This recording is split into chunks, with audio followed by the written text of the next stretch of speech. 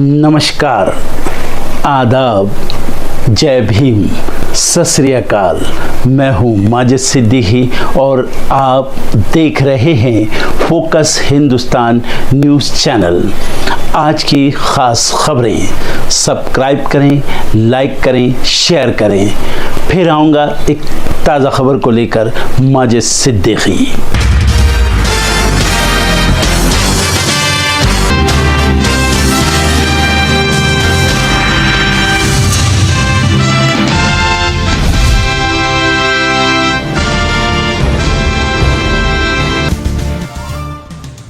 बढ़ाई गई पाकिस्तानी नागरिकों की भारत से वापसी की मियाद, अगले आदेश तक वाघा अटारी बॉर्डर के जरिए देश छोड़ने की दी इजाजत। इससे पहले 30 अप्रैल तक की थी वापसी की डेडलाइन। भारत ने पाकिस्तान की उड़ानों के लिए बंद किया अपना एयर स्पेस। 23 मई तक पाकिस्तानी उड़ानों के लिए बंद रहेगा भारतीय एयर स्पेस। पहलगाम हमले के बाद तनावपूर्ण रिश्तों के चलते लिया गया फैसला। एस जयशंकर ने यूएस विदेश मंत्री मार्को रूबियो से फोन पर की बातचीत। रूबियो ने पहलगाम हमले की आलोचना। हाल ही में यूएन महासचिव ने भी की थी जयशंकर से बात। दिल्ली की पटियाला हाउस कोर्ट ने दी इजाजत। तहव्वुर राणा का लिया जा सकेगा वॉइस सैंपल और लिखावट का नमूना। मुंबई हमले का मास्टरमाइंड रहा है तहव्वुर राणा। मजदूर दिवस के मौके पर राहुल गांधी ने किया ट्वीट, लिखा देश को बचाने वाले मजदूर और कारीगर ही घुमाते हैं अर्थव्यवस्था का पहिया। उनके हुनर को, हक और श्रम को सम्मान नहीं मिलने तक सही मायने में तरक्की नहीं कर सकता भारत। कांग्रेस सांसद प्रियंका गांधी ने स्वास्थ्य मंत्री जेपी नड्डा को लिखी चिट्ठी। वायनाड के आदिवासी समुदायों के स्वास्थ्य समस्याओं को लेकर जताई चिंता। चिट्ठी में की वायनाड में एम्स या पीजीआई बनाने की मांग। जातिगत जनगणना के फैसले के बाद देश भर के तमाम कांग्रेस दफ्तरों में लगाए गए पोस्टर में लिखा, झुकती है दुनिया, झुकाने वाला चाहिए। वक्फ कानून को लेकर फारूक अब्दुल्ला का बयान, कहा वक्फ कानून का करते हैं विरोध, उम्मीद है हमारे हक में आएगा सुप्रीम कोर्ट का फैसला। वेव्स 2025 समारोह में पहुंचे पीएम मोदी, कहा क्रिएटिव वर्ल्ड के लोगों को साथ लाना इसका मकसद। कार्यक्रम में 100 से ज्यादा कलाकारों ने की है शिरकत। पहलगाम में बैसरन घाटी पहुंचे एनआईए डीजी सदानंद, हमले वाली जगह का किया मुआयना, स्थानीय अधिकारियों से मांगी रिपोर्ट। भारत से तनाव के बीच आईएसआई चीफ को मिली बड़ी जिम्मेदारी, असीम मलिक को बनाया गया पाकिस्तान का एनएसए। शहबाज सरकार पर अब पाकिस्तानी सेना का पूरा कंट्रोल। चीन की सुरक्षा कंपनियों की पाकिस्तान में हुई तैनाती, चीनी नागरिकों पर हुए हमलों के बाद उठाया गया कदम, सिंध में बढ़ा तनाव। पाकिस्तानी पीएम शहबाज शरीफ ने यूएस विदेश मंत्री मार्को रूबियो से की बात, अमेरिका से लगाई भारत के साथ तनाव कम करने की गुहार। रूबियो ने शहबाज को संवाद की दी सलाह। दक्षिण कोरिया के कार्यवाहक राष्ट्रपति हान का इस्तीफा, राष्ट्रपति चुनाव लड़ने की खबरों के बीच लिया फैसला। 3 जून को होने हैं चुनाव। इजरायल के जंगलों में लगी भीषण आग, राष्ट्रीय आपातकाल लागू। इजरायल ने पड़ोसी देशों से मांगी मदद, मकान छोड़कर भागे लोग। टैरिफ, तेल की कीमतें और अन्य अनिश्चितताओं से मध्य पूर्व की अर्थव्यवस्थाएं प्रभावित। भू राजनीतिक तनावों को देखते हुए आईएमएफ का बड़ा दावा। 26 क्षेत्रीय ग्रामीण बैंकों का एकीकरण आज से प्रभावी। 11 राज्यों और केंद्र शासित प्रदेशों में किया गया एकीकरण। आरबीआई ने बताया वित्तीय समावेशन की दिशा में महत्वपूर्ण कदम। आईपीएल 2025 के 50वें मैच में राजस्थान रॉयल्स और मुंबई इंडियंस के बीच मुकाबला। जयपुर के सवाई मानसिंह स्टेडियम में आज शाम 7:30 बजे से खेला जाएगा मैच। फुलेरा गांव की कहानी ने रचा इतिहास, वेव्स 2025 में शामिल होने वाली पहली सीरीज बनी पंचायत। मुश्किल में फंसे रैपर बादशाह, वेलवेट फ्लो गाने को लेकर एफआईआर दर्ज, धार्मिक भावनाएं आहत करने का लगा आरोप।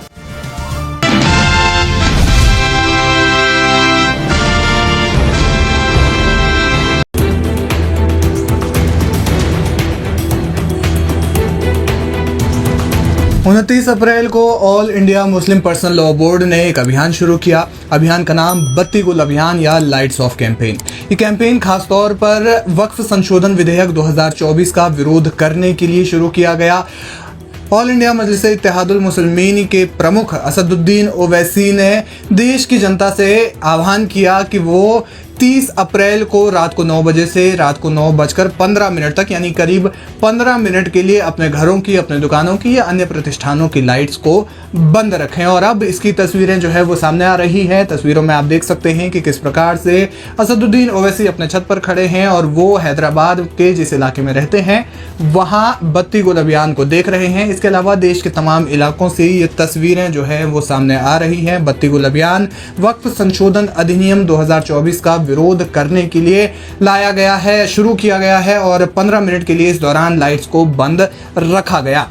आपको बता दें कि पहलगाम में हुए आतंकी हमले के दौरान मुस्लिम संगठनों ने ऐलान किया था कि वो इस प्रदर्शन को यानी कि वक्फ संशोधन विधेयक के विरोध में जो प्रदर्शन चलाए जा रहे हैं इन प्रदर्शनों को रोक देंगे। लेकिन अब एक बार फिर से वक्फ बिल के विरोध में प्रदर्शन शुरू हो गए हैं, जिसके लिए all India Muslim personal law board ने ये अभियान शुरू किया, जिसकी तस्वीरें आप स्क्रीन पर देख पा रहे हैं। सुनिए इस दौरान मुस्लिम नेताओं ने क्या कुछ कहा। जनता ने 15 मिनट के लिए अपने घर की लाइट को बंद किया, अपने कमर्शियल एस्टेब्लिशमेंट्स की लाइट को बंद किया और एक मैसेज हम देना चाह रहे हैं प्रधानमंत्री नरेंद्र मोदी को कि आपने जो कानून बनाया वो अनकॉन्स्टिट्यूशनल है, वो ब्लैक लॉ है, वो वक्फ प्रॉपर्टीज़ को बचाने के लिए नहीं, वक्फ प्रॉपर्टीज़ को बर्बाद करने के लिए। और एक ऐसा एक्ट आपने बनाया जो भारत के मुसलमानों की मस्जिदों को, कब्रस्तानों को, वक्फ की प्रॉपर्टीज़ को उनसे छीनने का एक एक्ट बनाया आपने।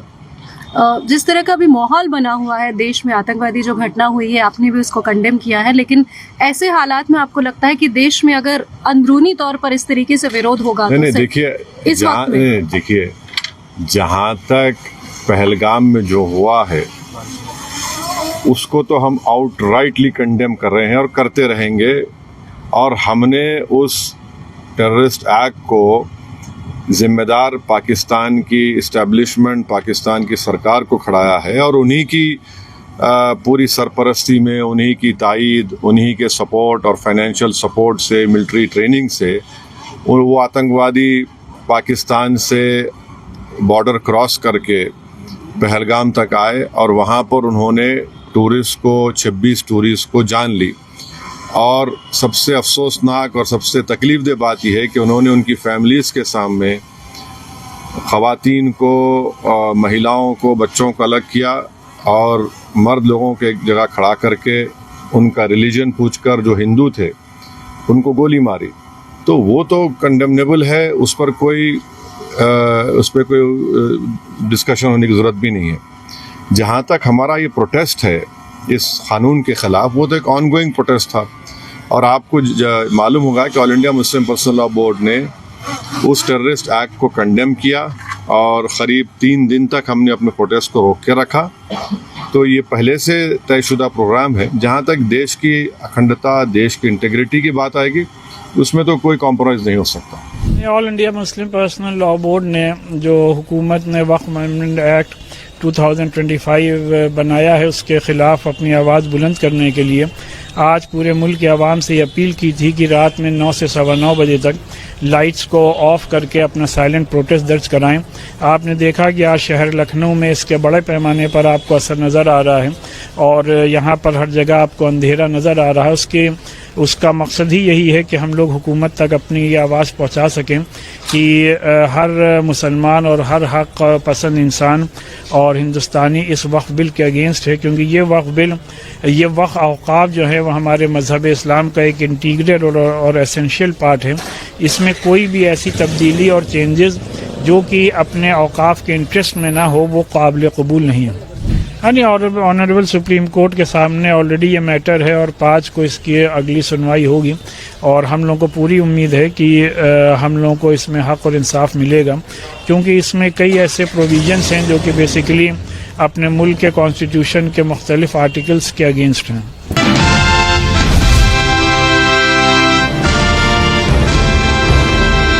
महाराष्ट्र में मुख्यमंत्री देवेंद्र फडणवीस की सरकार रेवड़ी कल्चर में कटौती का अभियान चला रही है, लेकिन ये कदम विवादों को जन्म दे रहा है। विधानसभा चुनाव में मुफ्त योजनाओं के दम पर शानदार जीत हासिल करने वाली भाजपा सरकार अब खजाने का बोझ कम करने के लिए लोकप्रिय योजनाओं में बदलाव कर रही है। सबसे चर्चित लाडकी बहन योजना में कई शर्तें जोड़कर लाखों लाभार्थियों को बाहर कर दिया गया, जिससे सरकार को करोड़ों रुपए की बचत हुई। चुनावी वादे के मुताबिक इस योजना की राशि को 1500 से 2500 करने का ऐलान किया गया था, लेकिन सरकार बनने के बाद ये वादा पूरा नहीं हुआ, जिससे जनता में नाराजगी है। ताजा मामला प्रधानमंत्री फसल बीमा योजना से जुड़ा है, जिसे राज्य सरकार ने 1 रुपए की मामूली फीस पर शुरू किया था। अब इस योजना को रद्द कर दिया गया है। सरकार का दावा है कि 2024-25 में 5.9 लाख फर्जी आवेदन पकड़े गए, जिसके लिए केंद्र और राज्य ने 478.5 करोड़ रुपए का प्रीमियम भरा था। इन फर्जी आवेदनों से प्राकृतिक आपदा में 6000 करोड़ रुपए से अधिक का दावा हो सकता था। अब सरकार केंद्र को प्रीमियम की राशि लौटाएगी। इस योजना के तहत किसानों को खरीफ फसल के लिए 1.5%, रबी फसल के लिए 2% और बागवानी फसलों के लिए 5% प्रीमियम देना पड़ता था। विपक्ष ने सरकार पर वादा खिलाफी का आरोप लगाते हुए कहा कि किसानों और महिलाओं के हितों की अनदेखी की जा रही है। इन फैसलों से फडणवीस सरकार की छवि पर भी सवाल उठ रहे हैं।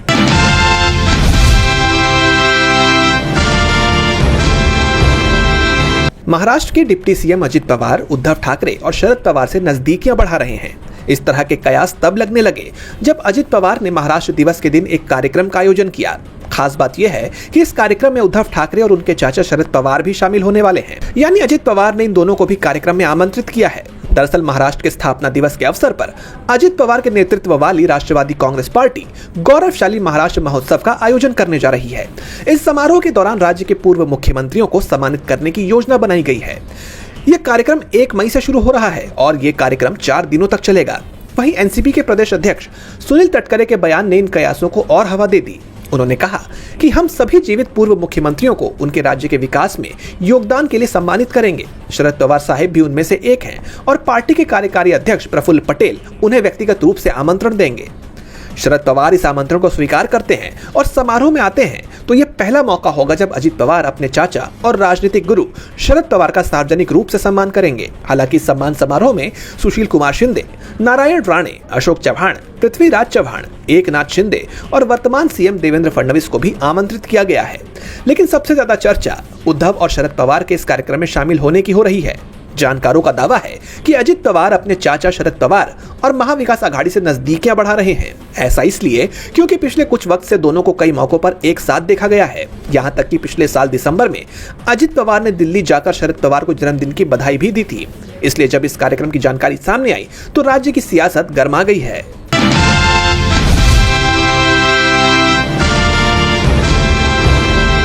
मणिपुर का प्रशासन होने को तो केंद्र के हाथ में है। प्रदेश में राष्ट्रपति शासन लागू है, लेकिन मौजूदा हालात को देखते हुए राज्य से राष्ट्रपति शासन को हटाकर चुनी हुई सरकार के गठन की मांग तेज होती जा रही है।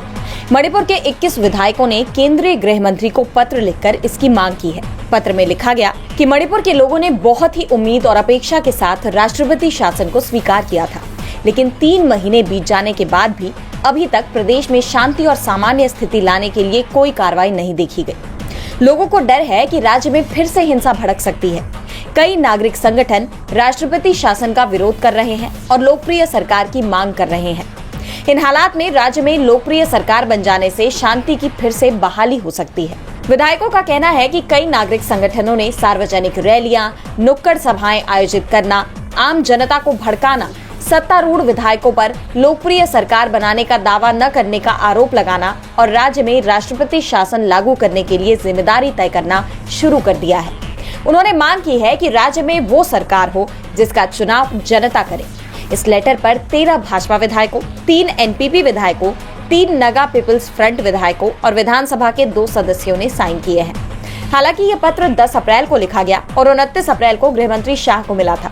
इसे अब सार्वजनिक किया गया है। इस पत्र से साफ है कि मणिपुर की जनता ही नहीं, उसके चुने हुए विधायकों में भी राष्ट्रपति शासन को लेकर भारी असंतोष है। हालांकि मणिपुर प्रदेश कांग्रेस कमेटी के अध्यक्ष केशव मेघचंद्र सिंह ने राज्यपाल को दरकिनार कर केंद्र को पत्र लिखने के लिए इन 21 विधायकों की निंदा भी की, लेकिन उन्होंने भी इस बात पर जोर दिया कि मणिपुर के लोग बदलाव चाहते हैं। बहरहाल अब केंद्र इस पर क्या फैसला करता है, ये देखने वाली बात होगी।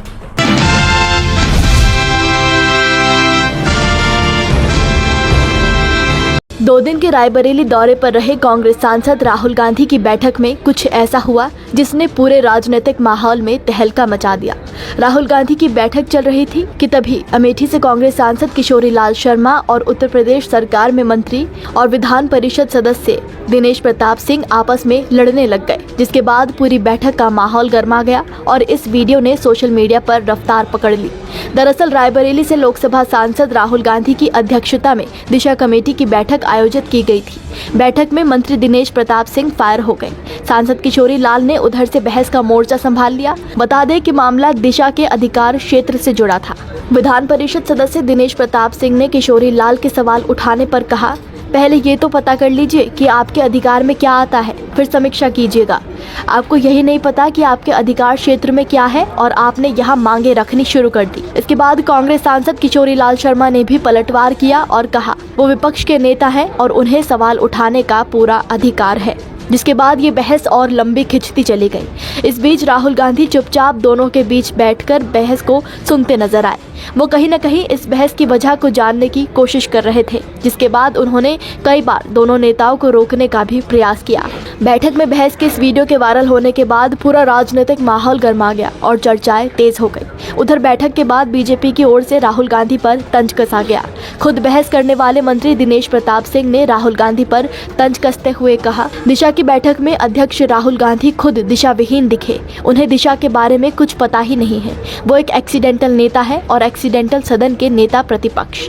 बड़े परिवार में जन्म लेने की वजह से वो सांसद बन गए हैं। बैठक में पीछे से जो लोग सवाल बता रहे थे वही सवाल वो पूछ रहे थे।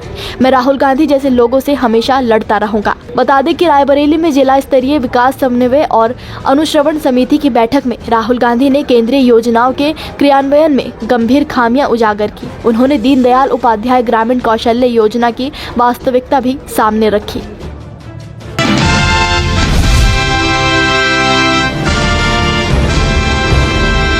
22 मार्च को पहलगाम आतंकवादी हमले के बाद भारत को वैश्विक समुदाय से अप्रत्याशित समर्थन मिला था। अमेरिकी राष्ट्रपति डोनाल्ड ट्रंप से लेकर रूस के राष्ट्रपति व्लादिमीर पुतिन समेत दुनिया भर के नेताओं ने इस बर्बर हमले की निंदा की।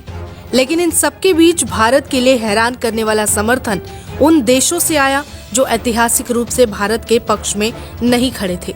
खास करके खाड़ी के मुस्लिम देशों ने खुलकर हमले की आलोचना की, जो नई दिल्ली की कूटनीतिक सफलता को दिखाता है। लेकिन इसका मतलब क्या ये है कि पाकिस्तान मुस्लिम जगत में किनारा होता दिख रहा है? आतंकियों ने जब जम्मू और कश्मीर के पहलगाम में 26 निहत्थे लोगों की जान ली, उस समय पीएम मोदी सऊदी अरब की यात्रा पर थे। पीएम मोदी ने दौरा अधूरा छोड़ बीच में ही वापस लौट आए, लेकिन उसके पहले ही सऊदी अरब ने इस हमले की निंदा की। सऊदी अरब समेत क्षेत्र के अन्य देशों के संबंध भारत की तुलना में पाकिस्तान से बेहतर है। वही वरिष्ठ पत्रकार चारूसूदन कस्तूरी कहते हैं कि इसका मतलब ये नहीं है कि ये देश पाकिस्तान के खिलाफ हो गए हैं। सऊदी अरब और संयुक्त अरब अमीरात अब भी पाकिस्तान के प्रमुख वित्तीय सहयोगी बने हुए हैं, लेकिन भारत जानता है कि अगर वो पाकिस्तान के खिलाफ सैन्य कार्रवाई करता है तो इससे खाड़ी देशों के साथ उनके संबंध में कोई नुकसान होने की संभावना नहीं है। हालांकि भारत को खाड़ी देशों से मिलने वाले समर्थन को हल्के में नहीं लेना चाहिए।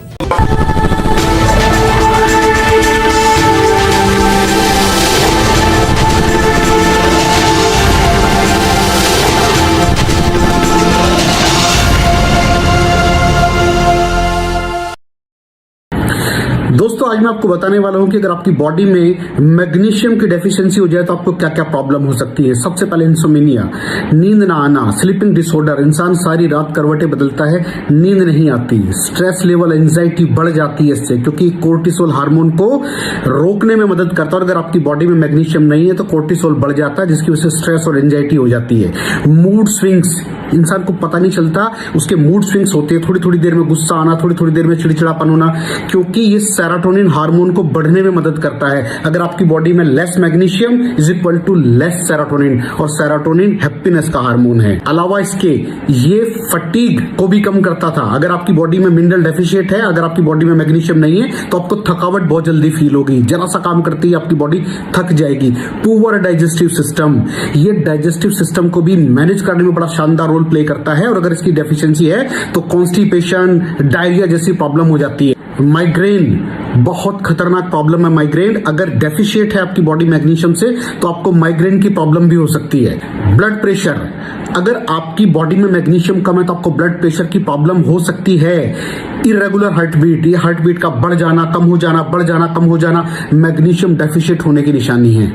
ऑस्टियोपोरोसिस, बोन हेल्थ वीक हो जाती है क्योंकि आपकी बॉडी का 60% जो मैग्नीशियम है वो आपकी बोन्स के अंदर होता है। अगर आप बाहर से मैग्नीशियम नहीं ले रहे हैं तो आपकी बॉडी जो है वो हड्डियों में से लेना शुरू कर देती है, जिसकी वजह से ऑस्टियोपोरोसिस की प्रॉब्लम भी हो सकती है, आपकी हड्डियां कमजोर हो जाती हैं। और मसल क्रैम्पिंग, मसल क्रैम्प, नस पे नस का चढ़ जाना, मसल्स पे अकड़ जाना, बिल्कुल चलना मुश्किल हो जाता है। तो मसल क्रैम्पिंग भी तभी होती है जब आपकी बॉडी में मैग्नीशियम की डेफिशिएंसी हो। और दोस्त, हमारे यहाँ 90% से ज्यादा लोग मैग्नीशियम डेफिशिएंसी के शिकार हैं। कहां से मिलेगा मैग्नीशियम, कितनी मात्रा में लें, किस क्वालिटी का लें? तो उसका जवाब है वेस्टीज प्राइम CMD।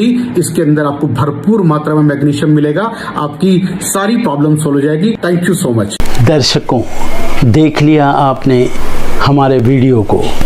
हमें खुशी होगी कि आपने हमारे न्यूज़ को लाइक किया और दूसरों को शेयर किया। अगर अभी तक हमारे चैनल फोकस हिंदुस्तान को सब्सक्राइब नहीं किया है तो तुरंत सब्सक्राइब करें, कमेंट करें और बेल आइकॉन को प्रेस करें। हम हाजिर हैं खबर के लिए।